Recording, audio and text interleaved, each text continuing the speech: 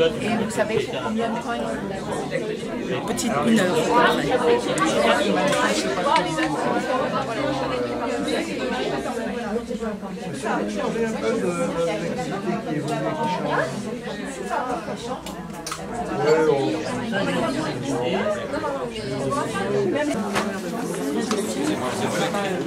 Là En tout cas, il y a des gens bien. Moi, j'aime bien ça.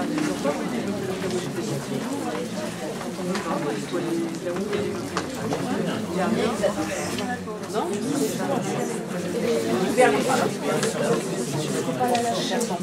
Oui, j'ai vu le spécialiste.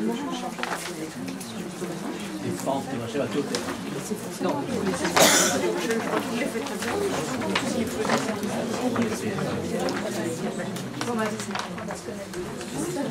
Mesdames, Messieurs, bonsoir. Les lunettes tropiques sont heureuses de vous accueillir ce soir pour cette conférence et vous remercie tous de votre présence.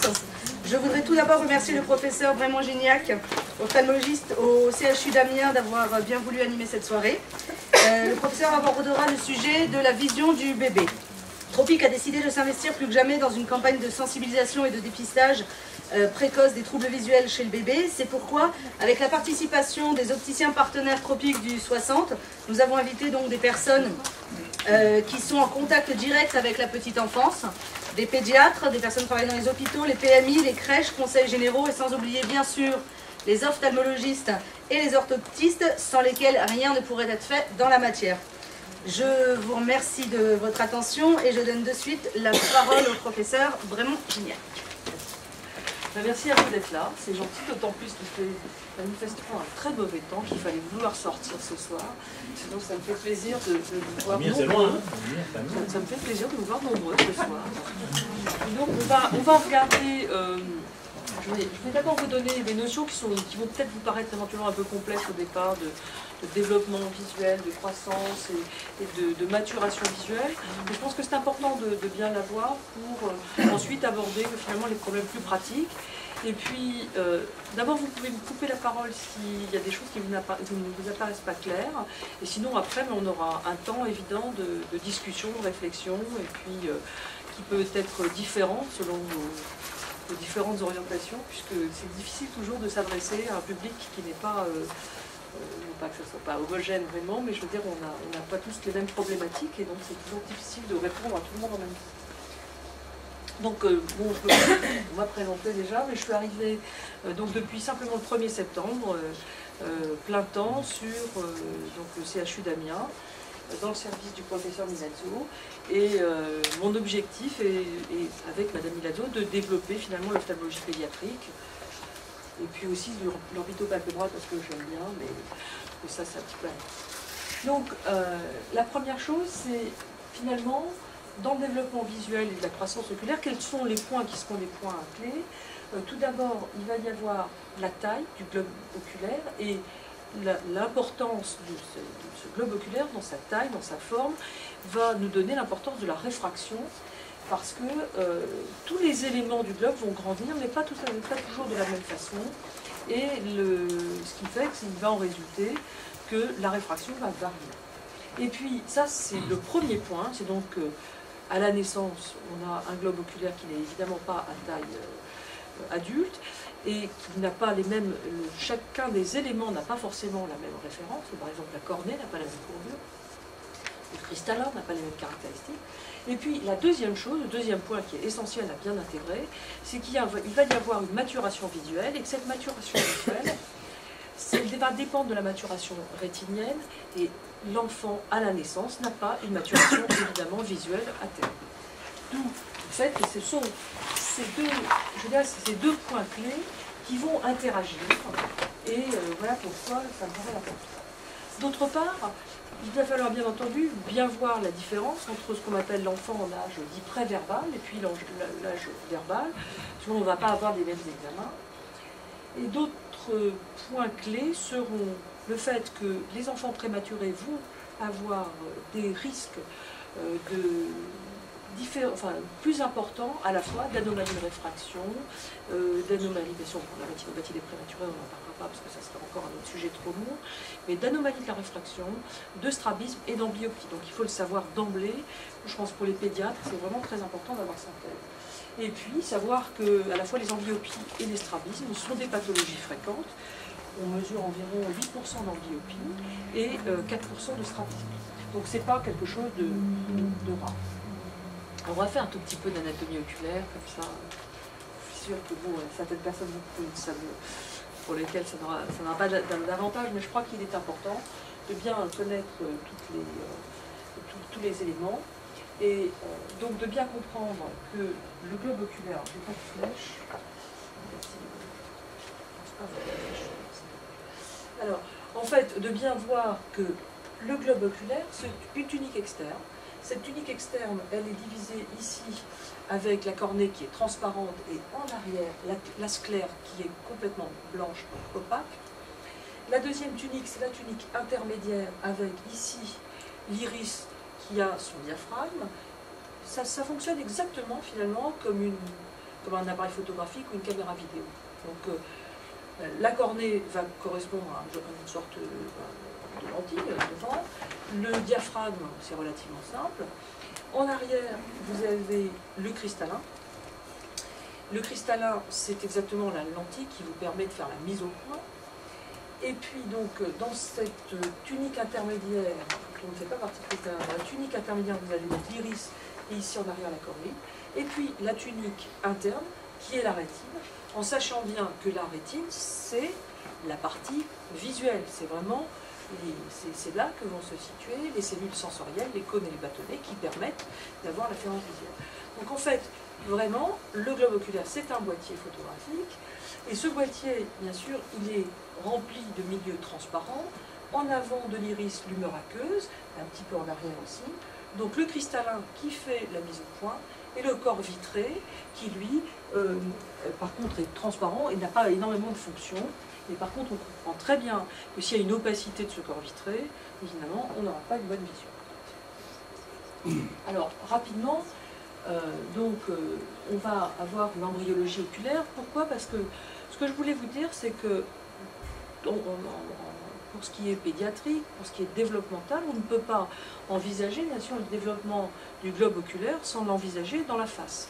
Donc il y a tout d'abord une embryologie des bourgeons faciaux, avec le bourgeon frontal, les deux bourgeons maxillaires, les deux bourgeons mandibulaires, et qui eux-mêmes vont se différencier. Vous voyez ici le bourgeon maxillaire qui se différencie en maxillaire interne et maxillaire externe. Alors, cette embryologie oculaire, elle démarre extrêmement tôt, puisque dès J22, donc vous voyez qu'on est au début de la 4e semaine, vous avez une première ébauche oculaire, et c'est vraiment une évagination à partir du système nerveux, donc du type diencéphalique, que se forme en fait ce globe oculaire. On a dès J31 une placode cristallinienne qui va se former en regard, si vous voulez, de cette évagination du tube neural. Et cette placode cristallinienne se forme à partir de l'épiblaste, c'est-à-dire du revêtement superficiel. Ensuite, il va y avoir donc une cupule optique dans laquelle va s'invaginer, je vais vous montrer des schémas pour que vous compreniez bien, mais il va y avoir une cupule optique à l'intérieur de laquelle va s'invaginer en fait la placode cristallinienne, et puis ensuite le globe va se former autour. Il y a parallèlement un élément qui est important, c'est ce que l'on appelle la fissure fétale. Sur cette cupule optique, vous allez avoir une fente qui va s'appeler la fissure fétale, qui est inférieure, dans laquelle vont passer les vaisseaux qui vont aboutir au globe oculaire. Enfin, évidemment, les vaisseaux embryonnaires. C'est dedans que se passe la fameuse artère hyalomycienne. Et donc, cette fissure fétale, normalement, doit se refermer. Et vous comprenez d'emblée que si elle ne se referme pas, vous aurez des phénomènes malformatifs comme les colobomies. Donc c'est pour ça que bien comprendre l'embryologie oculaire, c'est utile quand on veut chercher quelles sont les anomalies éventuelles malformatives.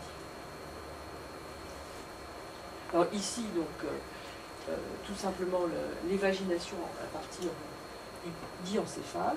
Et puis, à cet endroit-là, Ensuite, l'évagination va s'invaginer sur elle-même, formant ce que l'on appelle la cupule optique. Et ici, vous avez d'emblée un épaississement de l'épiblast qui correspond au cristallin, enfin au futur cristallin. Voici ce que ça donne donc un petit peu après. Vous voyez donc progressivement la placote cristallinienne s'invagine à l'intérieur de la cupule optique et va former donc le futur cristallin. Donc les fibres cristalliniennes, il va y avoir des fibres cristalliniennes primaires et secondaires, mais ce qui est important, c'est de comprendre que là aussi, dès que l'on a un incident de parcours, à ce moment-là, et vous voyez que c'est très tôt, il peut y avoir une opacification de ces fibres cristalliniennes, et ce qui en découle, donc une cataracte. En même temps, va se former donc la chambre antérieure, même aussi, si vous n'avez pas une bonne formation de la chambre antérieure, vous pouvez avoir des adhérences, vous pouvez avoir des syndromes d'adhérence entre le cristallin, l'iris, éventuellement la cornée, comme dans les syndromes de Peters. Et puis, au 3e mois, se forme complètement l'iris, et l'iris au départ est une membrane complète, qui va secondairement se vacuoliser pour former le diaphragme. Ce qui veut dire qu'on a aussi parfois des malformations avec des iris qui restent entiers. Et puis, le corps ciliaire, l'artère centrale de la rétine va se former. Et au 7e mois, vous allez avoir la régression de l'artère hyaloïdienne et de la membrane pupillaire, de façon à former un globe qui sera vraiment complètement complet. Voilà ce que ça donne au 3e mois. Donc, retenez qu'au 3e mois, vous avez un globe qui est à peu près formé. Donc le globe oculaire, il est formé. Par contre, il reste très immature, bien entendu.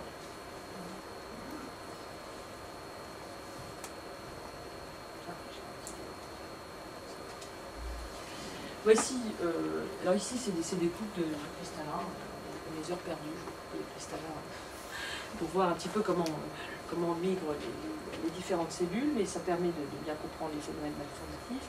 Ici, vous avez la vascularisation cristallinienne qui ne persiste pas, normalement qui va régresser de façon à ce que le cristallin va se transparent. Voilà ce qu'on peut avoir. Donc quand on observe en fait un embryon, on voit que effectivement dès le 3e mois, je vais vous montrer, je pense, une autre photo.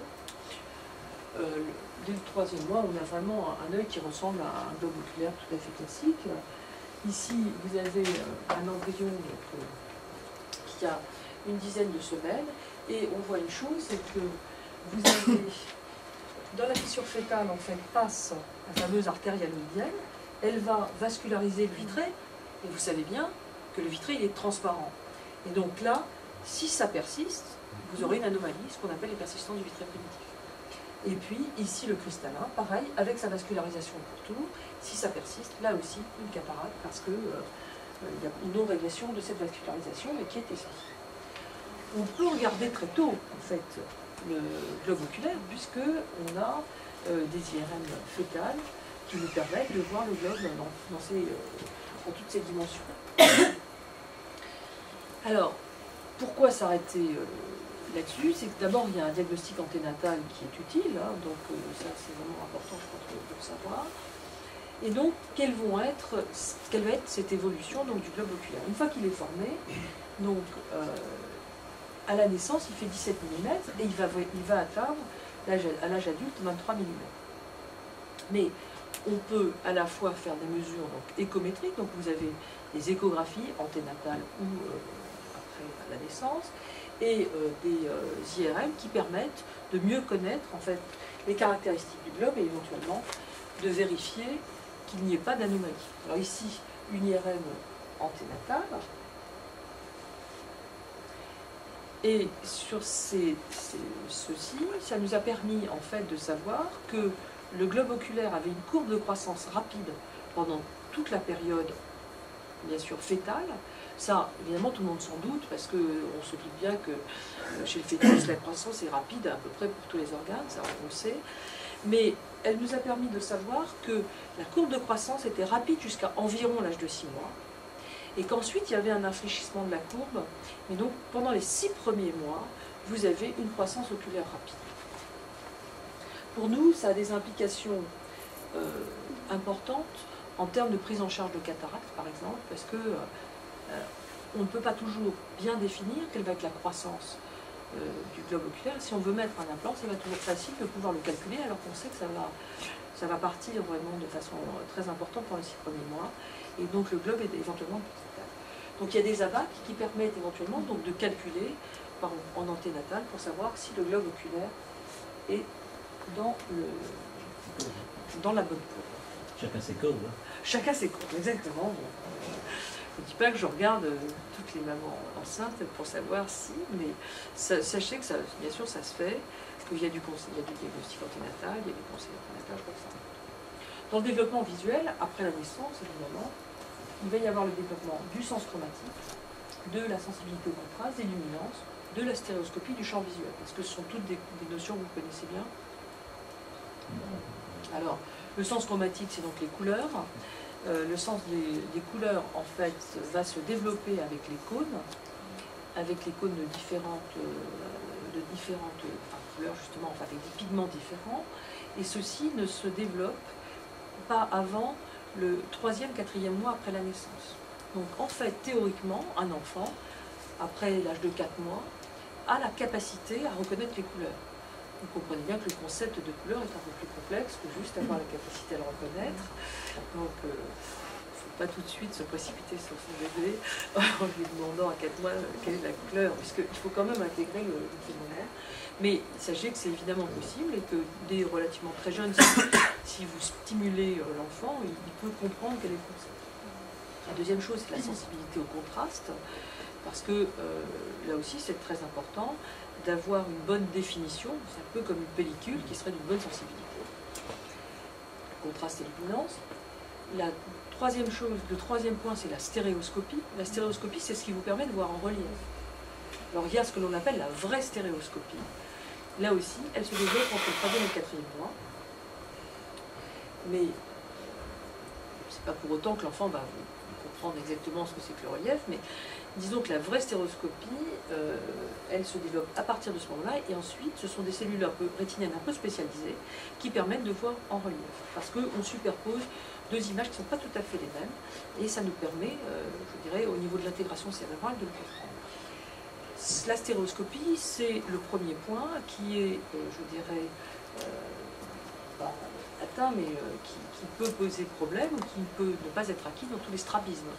Pourquoi? Parce que les yeux n'étant pas alignés, évidemment, le cerveau n'arrive pas à intégrer les deux images, donc n'intègre pas ces... Donc, dès que vous avez un problème d'alignement, vous avez un strabisme. Si un œil se développe un peu moins bien, vous risquez d'avoir une perte de la stéréoscopie. Et bien sûr, il y a aussi le champ visuel, ça se comprend aisément. Évidemment, la rétine va être plus ou moins développée en largeur, et donc vous avez un champ visuel qui évolue. Et sachez que le champ visuel, il évolue jusqu'à 10-12 ans. Donc c'est bien que c'est pas. Donc ça prouve bien que la maturation visuelle est quelque chose qui est une vraie maturation de l'enfant. Toujours un petit fœtus pour vous montrer qu'à 12 semaines, donc à 3 mois, mais bon, il est un peu fatigué sur les côtés, mais évidemment, comme on ne va pas les chercher forcément à la maternité, parfois, évidemment, ils sont un peu abîmés puisque ce sont des produits que nous abordons les femmes dans les avortements. Alors toujours dans le même, je dirais dans la même partie du développement, je crois qu'il y a deux autres notions que je voudrais vous donner. La première chose, c'est que dans ce que je vous ai montré, dans les tissus embryonnaires et fétaux, vous avez autour, je vous l'ai dit, la partie qui était du diencéphale, l'autre partie qui était l'épiblasme, mais il faut bien remplir au milieu évidemment. Et donc cette partie-là, le troisième tissu, c'est le mésenchyme. Et ce mésenchyme, le mésenchyme qui va en fait correspondre au globe oculaire, est un mésenchyme particulier parce qu'il est mêlé pour certaines parties à des cellules de la crête neurale. Et donc c'est ce qu'on appelle l'ectomésenchyme. Et pourquoi je vous parlais de ça? Parce que ça va engendrer aussi parfois des complications ou des malformations un peu particulières. La première vague de ces cellules de la crête neurale vont former ce qu'on appelle avec le nerf vont former tout d'abord l'endothélium cornéen et le trabéculum. Donc la cornée, non pas dans sa totalité, mais en partie, va avoir une réplique. La deuxième vague va former les kératocytes du stroma cornéen. Vous avez bien compris qu'en fait la partie surface est différente de la cornée. Et puis la troisième vague va former l'iris et le feuillet postérieur, alors pas le feuillet postérieur, pardon, qui sera de la même origine que la rétine. On a en 1974 individualisé ces neurocristopathies, en fait, qui sont des anomalies des cellules neurales. Et il y a 4 types d'anomalies, de neurocristopathies, que sont les défauts de formation, les défauts de migration, les défauts de prolifération et les défauts de différenciation. Alors bon, ça peut se situer bien sûr à tous les niveaux, mais au niveau oculaire, qu'est-ce que ça donne? Alors au niveau défaut de formation, on a remarqué cyclopie, heureusement. Mais heureusement, on en dépiste quand même de plus en plus en anténatal, ce qui évite de les laisser à terme. Mais on ne peut quand même pas dire que ça soit une pathologie fréquente. Par contre, ce qui est plus fréquent, ce sont les glaucomes congénitaux, les syndromes de Peters, les Axenfeld et Rieger. Ça, je pense qu'en pédiatrie, vous en voyez, ça c'est évident. Et donc, il faut savoir que ce sont des enfants qui sont à bilanter sur le plan ophtalmologique parce qu'ils ont des complications et des malformations. Alors, l'atrophie de l'iris de Chandler en général touche plutôt un peu plus les gens un peu plus âgés. Et puis, les dystrophies congénitales en routier postérieur aussi de la cornée peuvent se voir.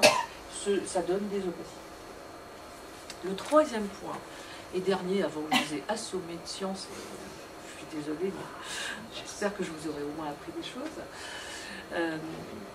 Le troisième point, c'est quelque chose qui est génétique, parce qu'on ne peut plus de nos jours se départir finalement de la croissance oculaire, du développement, sans penser gènes PAX. Les gènes PAX, ce sont des gènes qui sont régulateurs du développement de l'œil et qui sont bien sûr situés, qui sont de l'ADN et qui sont situés sur différents chromosomes. Il y a 3 gènes PAX que l'on connaît, en tous les cas, chez l'homme. Ce sont le gène PAX2, le gène PAX3 et le gène PAX6. PAX2 représente le syndrome Brun-Papy, PAX3 le syndrome de Waardenburg, ce sont des enfants souvent des mèches blanches avec des problèmes d'albinisme matinal partiel. Et puis PAX6 avec les aniridies. Et là aussi c'est vraiment très important parce que ce sont des enfants qui ont des aniridies, qui sont malvoyants, qui ont parfois des cataractes associées, c'est vraiment une maladie panoculaire. Et il faut penser à leur faire une échographie rénale parce qu'ils peuvent avoir une tumeur de Witt, c'est-à-dire un néphroblastome, qui font partie dans ces cas-là de ce qu'on appelle syndrome vague ou syndrome vague, il faut le toucher. Alors, bon, les malformations en embryologique de l'œil et de l'orbite, elles vont à la fois dépendre du stade auquel le pollen va se situer et des malformations associées. Juste pour vous montrer ici, une IRM oculaire fœtale d'enfant qui a un certain âge, parce que l'IRM n'était pas d'une qualité exceptionnelle, mais en tous les cas, c'était une... comment dirais-je? Vous voyez que la taille du globe oculaire, celle-ci est bonne. Vous voyez qu'ici, on a quelque chose d'anormal. On voit bien le cristal. Et en fait, il s'agit ici d'une microphthalmie avec un kyste colobomateux appendu. C'est important de savoir qu'on peut dépister. Mais cette IRM a été faite parce qu'il y a une anomalie à l'échographie ou pas? Pourquoi on l'a demandé? Alors, en fait, il y avait une anomalie à l'échographie et il y avait d'autres anomalies que l'ophtalmologie. Et donc, on avait demandé une IRM pour voir. Et en fait, à la suite de ça, il y a eu une interruption de grossesse parce qu'en fait, il y avait une artère ombilicale unique, enfin, il y avait d'autres malformations, plus une dilatation d'articulation, je me souviens bien, qui faisait que on soupçonnait un syndrome polymalformatif. On a proposé l'interruption et les parents ont accepté. Enfin, les parents ont choisi en tout cas. Donc ici, on peut avoir aussi des malformations de l'orbite, comme ici. On peut avoir, bien sûr aussi, ça on va repasser un petit peu après. Donc on peut avoir aussi, donc, comme je vous l'ai dit, soit ici, vous voyez, un globe oculaire qui est bien différent. Donc, vous voyez, parfois, il n'y a pas grand-chose à faire que de regarder l'enfant. On a souvent tendance à ne pas se reculer assez. Donc il ne faut pas hésiter à le regarder de face et à se demander s'il y a quelque chose qui paraît anormal. C'est tout simple, ça ne demande pas, c'est juste un tout petit peu d'observation et prendre un peu de recul pour bien le regarder. Ensuite, bien sûr, dans ces syndromes malformatifs ou ces anomalies malformatives, vous avez parfois des cataractes. Alors là, le diagnostic il est facile. Pourquoi? Parce que la pupille elle est dilatée. Donc forcément, quand on dilate la pupille, évidemment, c'est assez simple. Mais je vais vous montrer tout à l'heure comment il faut examiner. Mais je crois que c'est pas toujours facile et c'est évident. C'est pas très fréquent, mais c'est quand même 1 sur 4000, c'est pas rien. Et une cataracte prise en charge tôt, c'est bien. Parce qu'on lui donne le maximum, je dirais, de chances d'y revoir, d'avoir une acuité visuelle utile. Alors que plus on attend, on sait qu'à partir d'un certain moment, on ne peut plus récupérer d'acuité visuelle vraiment très utile. Donc c'est très important de savoir le détecter, parce que vous imaginez bien que ce n'est pas nous qui les voyons de première attention, ce sont les pédiatres, hein, c'est sûr et certain, ce sont éventuellement les opticiens, pourquoi pas, ce sont les orthoptistes, pourquoi pas. Il est vrai que je pense que les ophtalmologistes ont quand même beaucoup d'attentes, probablement aussi dans la région. Donc ce n'est pas toujours les ophtalmologistes qui voient de première intention ces animaux. Alors, bon, après vous me direz, bon, on n'a jamais vu. Mais c'est possible, hein. Je pense que normalement on quand la cataracte est complète, on le voit bien, parce que la pupille elle est blanche. Oui, enfin, elle est quand même blanche, ça voilà. attire, mais quand elle est un peu partielle, effectivement. Bien sûr, quand on voit l'ophtalmoscope, on voit de la lueur pupillaire. C'est bien pour ça que je vais vous montrer ça après.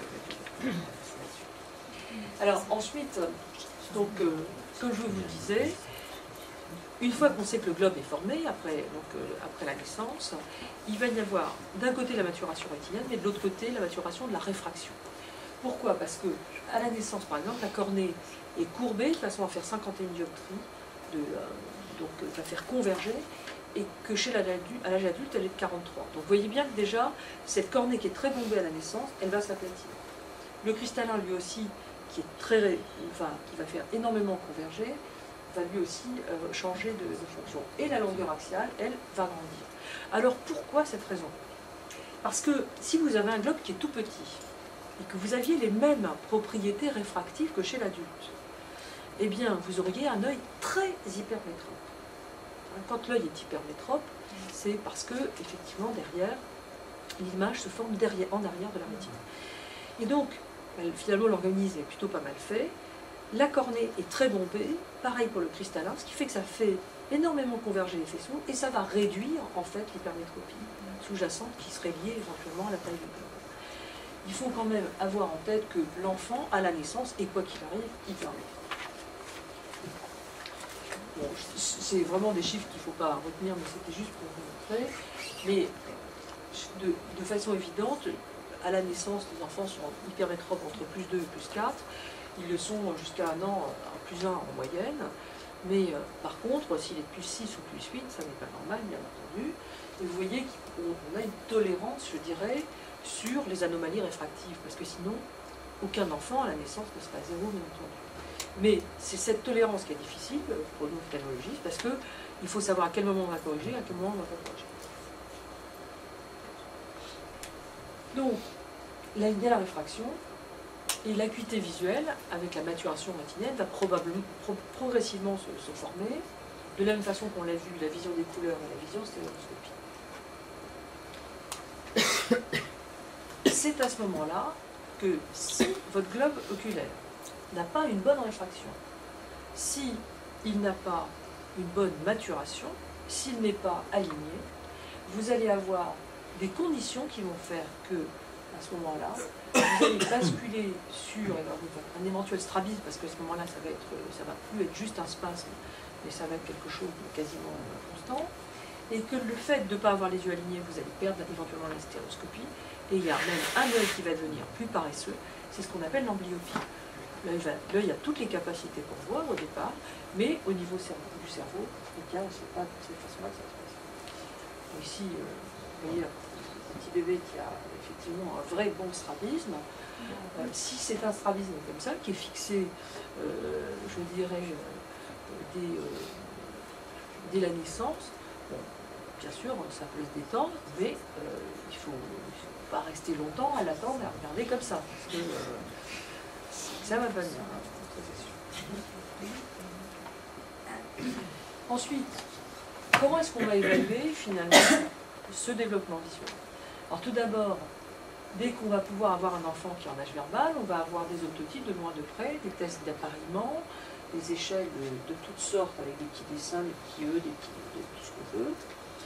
Mais ce qui est sûr, c'est qu'il faut éviter, bien entendu, il va falloir, quoi qu'il arrive, si on a vu un strabisme, retirer tout ce qui est, il va falloir éliminer tout ce qui est strabisme pathologique, et c'est là où je vous disais, les leucocories, c'est-à-dire les pupilles blanches, les ptosis, les tumeurs froides, les malvoyances bilatérales seront importantes. Vous voyez, différents, je voulais vous montrer différents enfants qui avaient des strabismes, mais ils sont mignons comme tout, hein, c'est pas...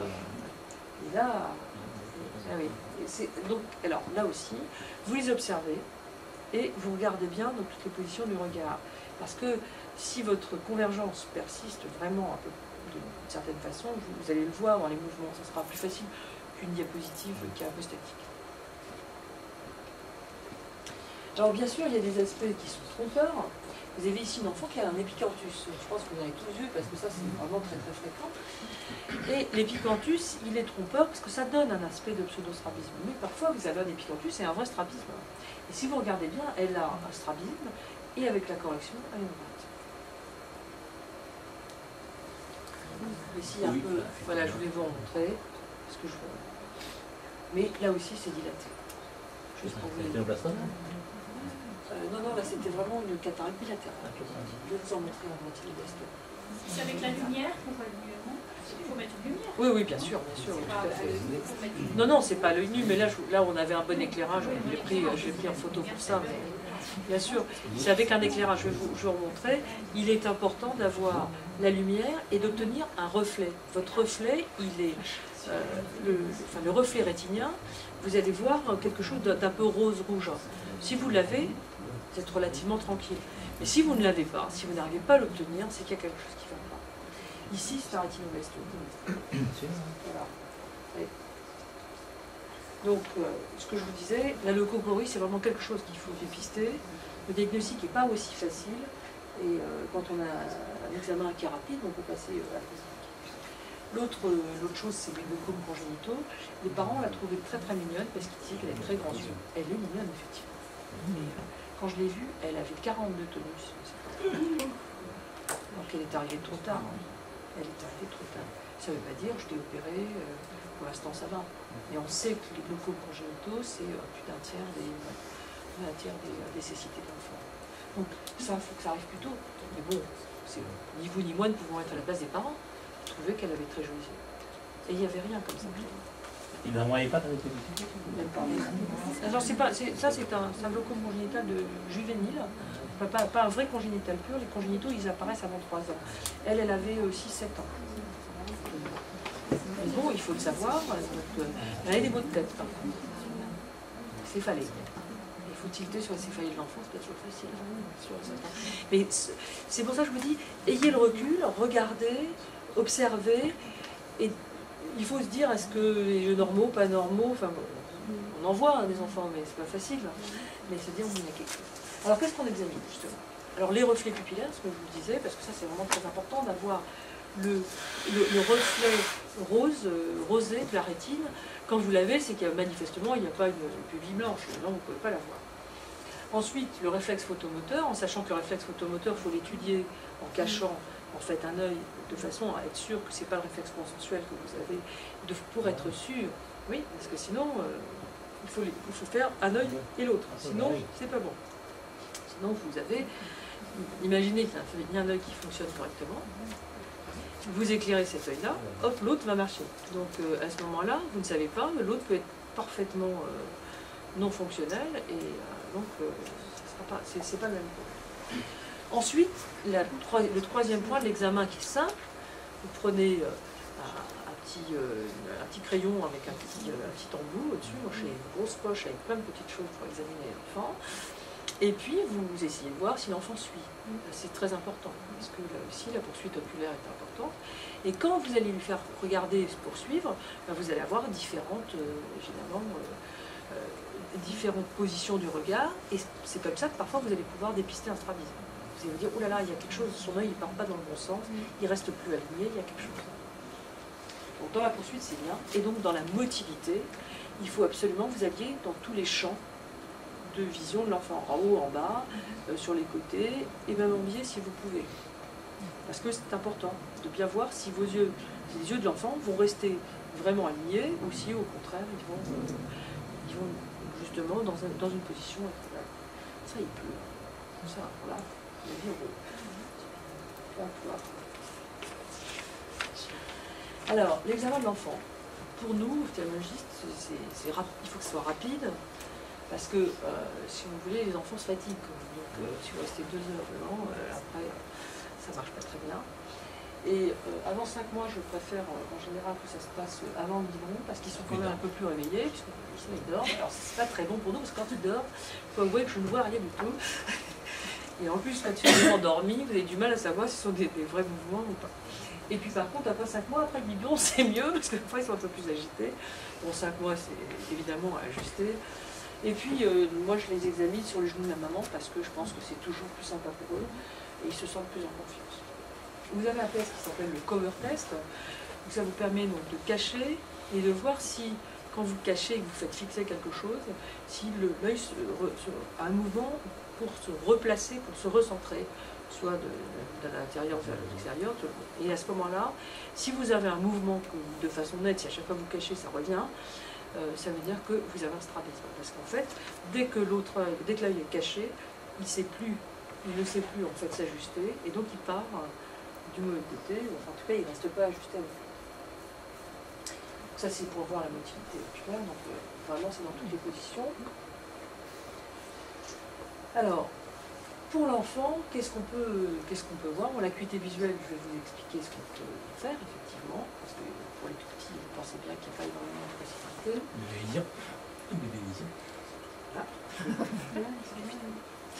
Mais je vous dirai aussi quelles en sont les limites, parce que ça ne peut pas faire un bébé vision à tout le monde, sinon, là, je pense qu'il faut peut-être... C'est pour les orthoptistes. Ah, vous êtes... Non, il faut faire attention. Le bébé vision, c'est un test subjectif, donc c'est très intéressant dans des situations particulières, mais ça ne peut pas être l'examen d'enfant. La stéréoscopie, parce que là aussi, si on peut apprécier s'il y a une vision du relief, c'est important. La vision des couleurs et la réflexion. Alors, pour la fonction visuelle, qu'est-ce qu'on a comme possibilité? Donc, on a ce qu'on appelle l'acuité visuelle de réseau, l'acuité visuelle de reconnaissance. L'acuité visuelle de reconnaissance, c'est simple, c'est quand on vous montre une petite voiture et que, évidemment, l'enfant répond sur une petite voiture, ou même s'il ne peut pas répondre, il peut la montrer sur un. Ça, déjà, ça demande quand même un enfant qui est plus âgé. L'acuité visuelle de réseau, elle est basée sur le fait du test du regard préférentiel. Le regard préférentiel, c'est quand vous avez un tout petit, à partir de l'âge de 3 mois, vous pouvez faire cet examen. Si vous lui montrez une image grise, sans rien, et une image de l'autre côté structurée, avec des lignes, des carreaux, des ronds, eh bien, son regard va spontanément se porter vers l'image structurée. Ça, c'est ce qu'il faut savoir. Ça, c'est un réflexe. Donc, c'est ce que l'on appelle effectivement les visions, les cartons stellaires, éventuellement les tests de plateforme. Donc, il y a en plus dans les acuités visuelles du réseau quelque chose qui est peu utilisé en France, mais vous pouvez savoir que ça existe, c'est ce qu'on appelle les sweep web, c'est-à-dire les potentiels évoqués visuels à balayage, et qui sont surtout utilisés plutôt en recherche. Donc, bien comprendre que l'acuité visuelle, elle dépend de la reconnaissance des fonds, elle dépend de la réfraction. Donc, vous voyez que ce n'est pas toujours facile de pouvoir donner l'acuité visuelle exactement. Pourquoi? Parce que si vous avez un enfant qui est par exemple très hypermétrope, il a +8, eh bien, sur son acuité visuelle, si vous ne le corrigez pas, ben, ça va être relativement... ça va être un peu aléatoire, et pour cause. Par contre, si vous le corrigez et qu'il n'a pas d'acuité visuelle, à ce moment-là, vous saurez qu'il n'a pas d'acuité visuelle correspondante à son âge, vous saurez qu'il y a un problème. Donc voilà les différents tests. Donc, bien comprendre qu'on ne va pas chercher à faire une acuité visuelle chez tous les enfants qu'on voit en consultation. On va simplement chercher à voir si la fonction visuelle, si l'évolution visuelle est bonne. Un enfant, par exemple en pédiatrie, vous allez voir s'il marche à la bonne date. Donc là, on va voir s'il a une bonne poursuite oculaire, si ses yeux sont alignés, s'il a un bon reflet pupillaire. Vous voyez, il y a un certain nombre de choses qui sont d'examen qui vous orientent tout à fait sur la fonction visuelle de l'enfant. Et on ne fera une évaluation de la fonction visuelle que si on estime qu'à l'examen, il y a des anomalies, et que, enfin, qu'il y a des anomalies, ou qu'il y a vraiment nécessité à évaluer l'acuité visuelle. Par exemple, dans des tumeurs qui sont compressives, on se demande si après traitement ou avant traitement, il y a une amélioration. Mais il faut donc qu'on ait ni des enfants très peu voyants, parce que ça n'a aucun intérêt d'avoir leur évaluation visuelle réelle, soit des enfants qui sont déjà avec une bonne acuité par rapport à leur âge. Donc c'est surtout pour des cas un petit peu particuliers qu'on va l'évaluer spontanément. C'est pour ça que c'est pas évident de pointer là. Alors voilà ce que c'est. Donc vous voyez, alors ici c'est un bébé vision. Donc évidemment on envoie nos orthoptistes se cacher derrière. Elle regarde par le petit truc qui est là et elle voit si l'enfant assis sur le genou de la maman regarde bien du côté droit. Puis après vous pouvez basculer puis vous regardez alternativement si elle est là. Vous voyez l'enfant qui est là. Donc il est sur les genoux de sa maman. Il regarde le test et puis vous avez ici les cartons de télé, ce sont des lignes. Ici les ballettes de Léa Ivarien. Enfin, on a beaucoup de possibilités. Mais c'est intéressant, mais c'est pas un test du quotidien. On ne fait pas ça systématiquement. Entre 12 et 24 mois, les enfants ils tiennent un peu moins facilement assis sur le genou de maman. Enfin, du moins, ils sont moins intéressés par trois espèces de petites lignes rectangulaires. Par contre, à ce moment-là, se développe la vision en fait au bas, qu'on n'a pas chez l'enfant, qui lui a tendance à tourner la tête, à se retourner. Et là, on a des tests un peu particuliers qui s'appellent les tests de Cardiff, et vous voyez qu'ils sont avec un contraste de plus en plus faible, ce qui permet d'évaluer chez les enfants entre 1 an et 2 ans. Alors, bien sûr, chez les plus grands, les octotypes.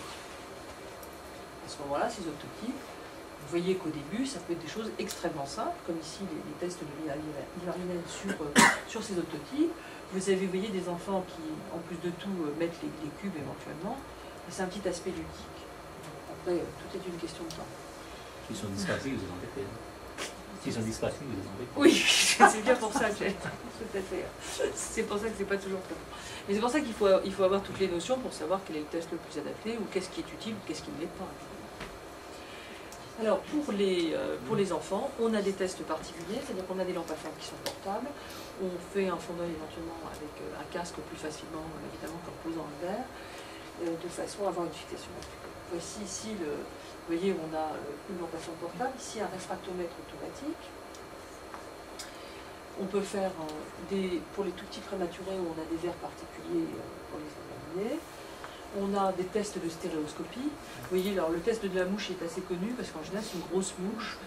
Et donc, on leur montre. Et vous avez une petite, alors, il y en a d'autres qui sont très intéressés, qui vont attraper les ailes en disant chouette, je vais raconter ça à la maman. Mais bon. On a aussi des tests de vision des couleurs, des tests plus ou moins faciles. Michiara donne toujours le simple, évidemment, mais il y a des tests qui sont développés avec des petits dessins de couleurs aussi associés. Et puis là, il faut déjà avoir un enfant qui puisse bien répondre à tout ça. Quels sont les dépistages, non pas de l'acuité visuelle, je dirais de la fonction visuelle. Maintenant, ils sont obligatoires dans le carnet. Enfin, ils sont toujours obligatoires, bien entendu, mais maintenant, il y en a 2 d'obligatoires supplémentaires, qui sont celui de 2 mois et 4 mois. Il y a donc aussi 9 mois et 24 mois. Et puis, il y a toujours un contrôle scolaire, peut-être pas 4 et 6, mais entre 3 et 6. Et en tous les cas, ce qui est terrible, c'est que le contrôle scolaire à 6 ans, il est trop tardif. Si vous avez un dépistage en myopie à 6 ans, c'est idiot, quoi. On arrive après la bataille. C'est bien dommage. Donc ça, c'est vraiment toujours la même chose, même problème, des points de la maturation et de la reconnaissance des formes, plus de la référence.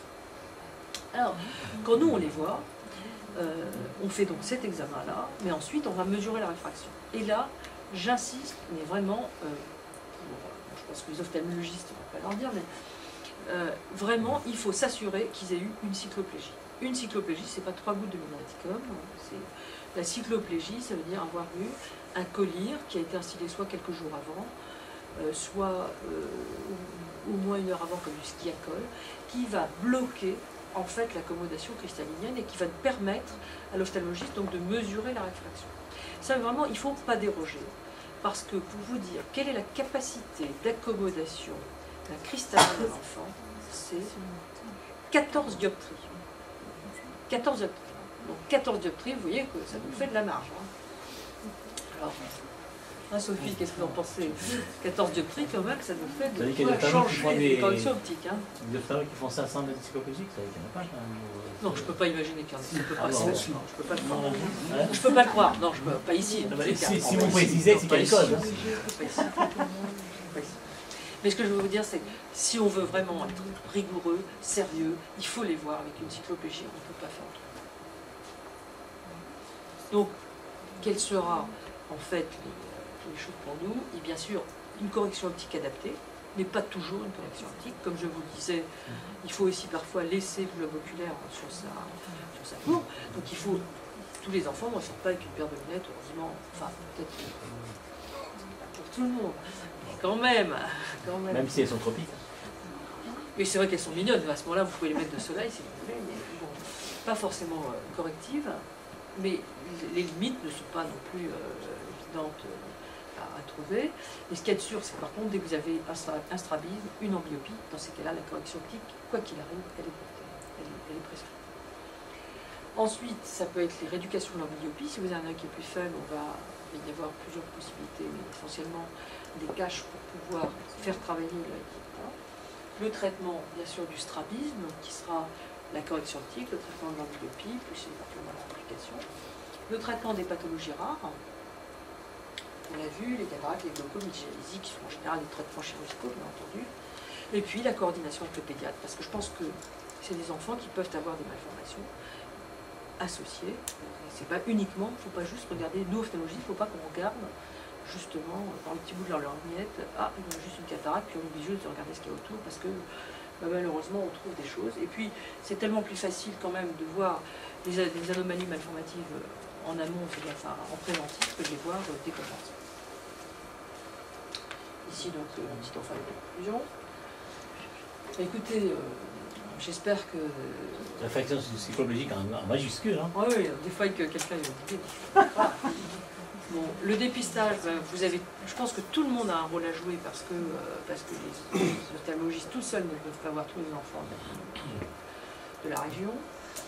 Que la correction optique adaptée est importante, bien entendu, quand il y en a de nécessité. Que la réfraction sous-cyclopégique est essentielle pour évaluer cette correction optique. Et que si nécessaire, il y a une rééducation de l'amblyopie. Voilà. Donc maintenant, j'espère que je vous ai appris quelque chose de pratique quand même. Maintenant, si vous avez des questions, c'est avec grand plaisir. À moins que vous vouliez parler un petit peu et puis qu'on les laisse réfléchir aux questions, qu'est-ce qu'on préfère? L'atropine, c'est cyclopégique? Oui. Il faut mettre plusieurs jours à ce moment-là.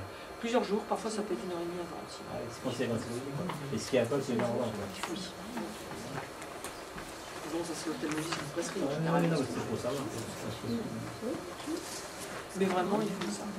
Quel âge pour l'atropine 0,3 de Alors, c'est 0,3 jusqu'à l'âge de 2 ans. 0,5 de 2 à 12, et au-delà de 12 ans, 1%. Cela étant, après 12 ans, on met du skiacol, enfin largement du skiacol, on le met avant. Mais si vous aviez besoin de mettre de l'atropine, ce qu'on peut le faire chez les enfants qui ont des retards mentaux, des choses comme ça, parce qu'ils ne sont pas toujours faciles à examiner, puis ça ne va pas forcément les déranger de façon majeure. À ce moment-là, voilà mon protocole. Et sinon, je ne mets pas de skiacol avant l'âge d'1 an. 2 ans de préférence. Ça se discute. Ça se discute, mais... chez le bébé que de l'atropine. Oui, je serai chez le bébé que de l'atropine. Sur le fond, il n'y a pas de raison spécifique. Oui. Ça ne plaît pas toujours aux parents. Oui, ça ne plaît pas toujours. C'est pour ça que je dis, je donne quand même les possibilités, parce que parfois on est obligé d'ajuster, on n'a pas toujours le choix. Est-ce que le dépistage du strabisme avec le reflet cornéen, parce que je jouais quand on utilise le terme reflet cornéen, il y a lumière pupillaire. Attention, pas pareil. Alors, oui. Voilà. Il y a plusieurs choses effectivement. Alors c'est reflet cornéen, c'est avec la lumière. C'est le strabisme, et donc on voit c'est avec la lumière, et on voit donc les petites pointes blanches. Enfin, on voit donc le reflet blanc, et la lueur pupillaire ou le reflet pupillaire, c'est rose, donc c'est différent, ça c'est pour dépister toutes les leucopories. Donc, ça, il faut un stéthoscope pour pouvoir analyser. Non, vous n'avez pas besoin, honnêtement, vous prenez des vieilles lampes. Donc, vous savez pourquoi les vieilles lampes de poche, là, qui sont rectangulaires. Pourquoi? Parce qu'elles ont une plage qui est assez large. Et elles éclairent, elles ont un éclairage assez fort. après, vous pouvez avoir tout ce que vous voulez. Mais en tous les cas, ce qu'il ne faut pas, c'est avoir une lampe trop petite d'éclairage. Il faut que quelque chose vous permette d'avoir l'éclairage de l'enfant avec les 2 yeux dans le champ. Et c'est pas toujours facile, vous verrez, parce que vous ne pouvez pas non plus vous mettre trop à distance, sinon l'enfant il ne regarde pas maman, il ne voit pas. Donc il faut un champ qui soit large, et à ce moment-là, vous regardez bien le petit reflet blanc, brillant, qui est sur la cornée, et vous regardez s'il est aligné. S'il y en a un qui est à l'intérieur, voilà, ou à l'extérieur, c'est quelque chose qui va. C'est que là, il y a un strabisme. Je sais que c'est pas facile, hein. C'est évident que c'est pas simple. Même pour nous, même pour les ophtalmologistes, on revoit parfois les enfants. Hein. Je veux dire, c'est pas. Faut bien, à l'inverse, pour les pédiatres, il faut bien comprendre que c'est pas aussi simple que ça. Je vous ai endormi complètement. Pour la lumière artificielle. Oui. Comment faire pour la lumière? Toujours avec la lumière, mais seulement vous allez avoir. Là, la lueur populaire, vous allez le faire œil par œil. Et vous allez éclairer vraiment de plein fouet, mais de façon à arriver. Et ça, il faut que l'œil balaye et vous allez voir à un moment si vous avez une lueur rosée ou pas.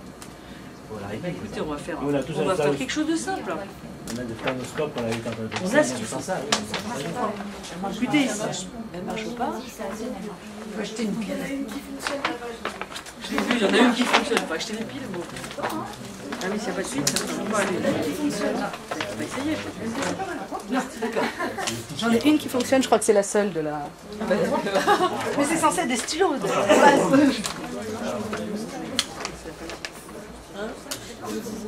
Ah bon, je vais la prendre pour cobaye.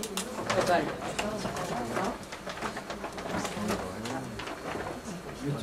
On est beaucoup, on est très éclairés. Oui. De profil peut-être parce que... De profil, oui. Ça va pas être facile pour que vous voyez le reflet. Oui, pour voir le reflet. Là, vous allez faire fort. Hein, parce que, moi, je veux bien, si vous passez, je veux bien vous montrer. Hein, s'il y a 2-3 personnes qui veulent venir voir. Aux parents qui amènent des photos prises au flash, on va aller Ça suffit pas. Ça. Ah, on a les 2 rétines rouges. Ah oui, pour la lueur pupillaire, d'accord, mais pas pour le reflet cornéen. Oui, ça c'est vrai, ça c'est vrai. Oui, ça c'est pas mal. C'est pas mal, mais il faut aussi un anti-œil rouge avant. Il faut aussi un enfin, c'est pas tout à fait vrai, parce que je vais vous dire ce qui se passe. Quand vous mettez l'anti-œil rouge, et si vous mettez à ce moment-là, ça éclaire, méfiez-vous, parce que ça suffit pas. Quand les parents vont faire ça, ils vont tout simplement prendre, avec l'anti-œil rouge, s'ils font ça, la pupille elle est serrée, vous verrez jamais rien. Ah mais oui, je l'accepte quand je vois le... Oui, mais il faut leur demander quoi. Oui, il faut leur demander. Mais il ne faut pas que vous ayez une toute petite pupille, sinon vous passerez toujours à côté, par exemple, des cataractes, bien sûr. Oui, c'est la lueur. Mais sinon, choisissez docteur, voilà, j'ai pris tout ça. Marquez maintenant qu'il y a le numérique, c'est plus facile, c'est vrai. Toute la carte mémoire. Voilà, toute la carte mémoire. Donc retournez-vous parce que je pense que c'est quand même mieux. Vous voyez le reflet là quand même, on voit bien, c'est le petit reflet brillant, c'est ça le reflet. Elle louche pas. Elle louche pas, hein. Non, c'est pas mal. Je vais vous rendre la seule qui marche, parce que je voudrais quand même pas lui acheter. C'est de la chance. C'est la gagnante du lot de ce soir. Les rétinopathies des primaires, vous en voyez? Alors, bah, écoutez, je suis arrivée sur la région, j'en ai vu une déjà, alors que j'avais de l'habitude de ne pas en voir. Donc, enfin, ou d'en voir très exceptionnellement, honnêtement. J'en ne voyais pas plus d'une ou 2 par an. Je parle dans des rétinopathies, pas du stade 1, parce que je veux dire, ça c'est vrai que c'est relativement plus fréquent, mais c'est pas très important. Donc on en voit, mais je trouve qu'on en voit beaucoup moins que ce qui a pu y être. Et je crois que c'est un peu l'arbre qui cache la forêt, c'est-à-dire que les prématurés, on s'inquiète énormément de leur rétinopathie des prématurés, et on oublie juste que à 2 ans, à 3 ans, ils ont l'amblyopie, la anomalie de réfraction, le strabisme, et ces enfants, comme ils sont, les pauvres, ils sont déjà multi-rééduqués, on passe au travers souvent de ça. Donc en fait, on se fixe beaucoup. De toute façon, il faut se fixer dessus, hein. Je n'ai pas dit qu'il ne fallait pas se fixer. On se fixe beaucoup sur la rétinopathie des prématurés au début, et on oublie de délivrer l'information souvent aux parents pour leur dire attention, mais il faut toujours continuer à les suivre, même si tout va bien. Parce que les parents disent ouf, il est passé au travers de la rétinopathie. Et puis, oui, mais il n'est pas passé au travers du strabisme, Et tout ça, vous n'avez pas de photos de son œil? Si, moi, le problème c'est que je veux bien, j'ai toute une conférence dessus. Ça pour les neuropédiatres. Alors, Alors, vendredi, si vous venez, il y a les avancées de néonat. Je peux... Si, je veux bien, mais alors là, on va partir. Ça sera l'objet d'une autre soirée. Si ça vous intéresse vraiment. Bon, si ça vous intéresse vraiment, il y a toujours possibilité de faire une soirée sur les anomalies de la rétinopathie des prématurés et les anomalies des prématurés plus âgés, c'est le strabisme et l'amblyopie. Là, je vous ai fait un très rapide aperçu du strabisme et l'amblyopie. Hein. J'ai fait ce que j'ai pu dans le temps imparti, quoi. Oui, c'est vrai, tout à fait. Vous avez tout à fait l'interrogatoire, tout à fait sa place de façon évidente, bien sûr. Les myopies fortes, c'est sûr que les myopies familiales sont à surveiller de façon très précise. Tout à fait raison. Mais je vous assure, je ne suis pas exhaustive. Hein. Pour une raison simple, c'est que je ne peux pas vous couvrir toute l'ophtalmologie pédiatrique juste dans le...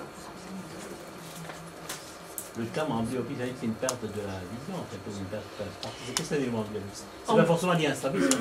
Non, pas du tout. Vous avez des yeux qui sont parfaitement normaux, qui ne sont pas en strabisme, mais qui vont être paresseux spontanément. Ça veut dire que votre voie visuelle, la maturation de votre œil et de la voie visuelle en arrière ne va pas se faire correctement. Et donc, les amblyopies, après, elles ne sont pas forcément récupérables. Ce qui veut dire que l'amblyopie, elle doit être dépistée au mieux, vraiment avant l'âge de 3 ans. Encore mieux, plus c'est plus jeune, mieux c'est. Mais 6 ans, c'est trop tard. Alors, ça ne veut pas dire qu'on ne va pas se battre pour essayer de récupérer quelque chose. Parce qu'on se rend bien compte qu'il y a des enfants qui sont amblyopes. Il y a certaines amblyopies qui sont de meilleurs pronostics que d'autres.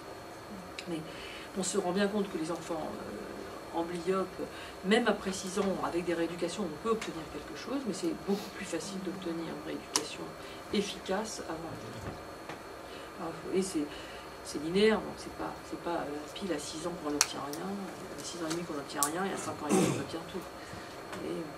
Oui, donc un œil qui a une anomalie à fraction à 2 ans et puis on voit qu'à 4 ans, c'est déjà trop tard parce qu'à ce moment-là. C'est déjà ennuyeux. Ah oui, c'est ça, c'est déjà ennuyeux. Mais par contre, à 4 ans, vous avez, si vous la corrigez et que vous faites la rééducation de l'amblyopie, vous pouvez quand même récupérer. Mais bon, parfois un peu plus faible. On a tous, de toutes les façons, spontanément, on a tous un œil légèrement plus faible. Pas de beaucoup, mais il y a un œil qui a la dominance et qui est un petit peu plus faible. Est-ce que tous les strabismes sont opérables? D'abord, heureusement que non, parce que vous imaginez, là, je pourrais passer mes journées, là, je ne serais pas là ce soir, je serais encore au bloc opératoire. Non, tous les strabismes ne sont pas opérables, mais parce qu'il y a des strabismes qui ne sont pas assez importants pour les opérer, déjà, pour ça. On ne va pas opérer tous les strabismes, s'il y a un tout petit angle, ce n'est pas la peine de l'opérer. Et donc, il y a des indications chirurgicales très précises. Vous pouvez avoir un strabisme avec un petit angle, vous n'allez pas opérer si ça ne se voit pas esthétiquement en plus. Oui, mais tous les enfants qui ont... C'est une question qu'on a, par exemple, en tant qu'opticien. Est-ce qu'ils vont l'opérer? C'est pas la même chose que tous les strabismes sont opérables. Est-ce qu'ils vont l'opérer? Non, parce que parfois... Est-ce qu'il y a un âge? Non, il n'y a pas toujours... Bien sûr, il y a un âge idéal, c'est quand même avant la scolarité. Ça, c'est sûr. Avant la scolarité, c'est un âge qui est bien sûr évident, parce que plus vous attendez, l'enfant il est quand même pénalisé d'être en strabisme. Pas que l'aspect esthétique, aussi l'aspect fatigue, l'aspect fonctionnel est important. Mais vous avez des enfants pour lesquels la réfraction va redresser complètement le strabisme, donc il n'y aura pas besoin de les opérer. Si votre enfant il a +8, il peut partir en strabisme, vous lui remettez ses corrections optiques adaptées, il va être droit. On ne va pas l'opérer, il est droit. Donc c'est sûr, évidemment. Donc, bien sûr, les parents, ils demandent toujours, ils me disent, si la correction ne suffit pas, si la rééducation ne suffit pas, il aura peut-être besoin d'une intervention chirurgicale. De préférence avant l'âge de 6 ans, mais si on considère que jusque-là, il n'y a pas eu, que c'est pas suffisant, que c'est pas nécessaire, on attendra peut-être un peu plus tard. Si vraiment ça se dépense, on opère parfois plus tard. Une question qui vient, un enfant qui est vu par un ophtalmo, donc 3 ans, qui a un strabisme, on doit lui a trouvé un stigmatisme, je sais quoi, il vient quand même avec des lunettes, mais il est toujours là. C'est normal ou quoi? Ça peut être normal, bien sûr, oui, parce que la correction optique n'est pas suffisante. Ah oui, c'est pas parce qu'elle n'est pas suffisante, c'est qu'elle n'est pas suffisante pour corriger le strabisme. Ça ne veut pas dire qu'elle n'est pas adaptée. Oui, vous pouvez avoir une correction parfaitement adaptée, mais elle n'est pas... Le strabisme, c'est beaucoup plus compliqué qu'une correction optique à mettre sur les yeux, parce que sinon, ça se saurait. Parce que donc si on n'arrive pas à relier le tout, c'est pour ça que par exemple on a des interventions parfois plus précoces. Maintenant on fait des injections de toxines qui vont avoir une durée de vie d'environ 6 mois. Et d'un autre côté, si vous avez des enfants qui se retrouvent complètement comme ça malgré la correction optique ou à l'inverse de l'autre côté, c'est-à-dire en ésotropie ou en exotropie, vous pouvez avoir des indications avant l'âge de 2 ans d'injecter de la toxine dans les muscles, ce qui fait que ça détend et ça permet d'avoir des yeux beaucoup mieux alignés. Et après, l'enfant peut récupérer en fait un alignement parce que, comme vous l'avez pris très tôt, ça peut effectivement redresser. Pouvez-vous nous donner un petit schéma du traitement de l'amblyopie et les moyens que vous utilisez vous? D'accord. Alors, j'aimerais bien avoir, je dirais évidemment la recette, mais je ne suis pas cuisinière à ce point-là. La recette que j'utilise moi, c'est que tout d'abord, en premier lieu, quand je vois une amblyopie, je vais utiliser une occlusion complète si je pense que l'enfant va pouvoir le tenir. Et on dit classiquement une journée par année d'âge. On dit classiquement ça. Moi, j'hésite pas. Si je pense que j'ai quelque chose vraiment à récupérer, j'y vais sur une semaine. Occlusion sauvage. Occlusion sauvage. Avec la correction. Avec la correction, bien entendu. Ensuite, moi, je continue à surveiller en mettant 2 heures par jour. Et tout ça, c'est un petit peu adapté avec l'âge de l'enfant. Si vous avez un enfant de 3-4 ans, il n'y a aucun souci pour lui mettre 2 heures par jour. Aucun problème. Il est évident qu'un enfant de 6 mois, vous ne pouvez pas lui mettre 2 heures par jour d'occlusion. Donc, de 3 mois, quand vous avez des cataractes, vous cherchez à justement récupérer. Alors, ça dépend si les cataractes bilatérales, si les cataractes unilatérales. Les cataractes unilatérales, on peut avoir jusqu'à 80% du temps d'éveil. Si vous avez par contre un enfant qui a un ptosis, un petit peu, vous voulez le rééduquer de façon relativement douce, c'est un quart d'heure fois 2, ou une demi-heure fois 2, quand ils sont tout petits. Vous voyez, donc c'est relativement ajustable. Je n'ai pas exactement de recette à vous donner